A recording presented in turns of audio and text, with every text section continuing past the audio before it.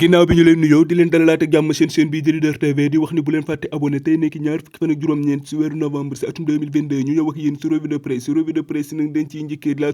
Tribune nag moom ma nga fasal sa xatu njëkkay El Tactico ñu gën ko xamee si Aliou Cissé moom nga xam ne mooy tàggat sunu gaynde football yi ak ñetti gaynde yooyee ñuy zibile kookee di Boulaye Dia Bamba Dieng ak kookee di Pape Makhtar Sarr moom journal bi ñoo ngi fay fekk ay kaddu El Tactico gannaaw interview bi nga xam ne doon na ko amal démb moom Aliou Cissé mi nga xam ne naan match bi nga xam ne Sénégal war na si jàkkaarloo Équateur tey jii amul calcul gagné rek moom Aliou Cissé mi ngi yëkkati ay kaddu di ko xam ne gannaaw interview bi nga xam ne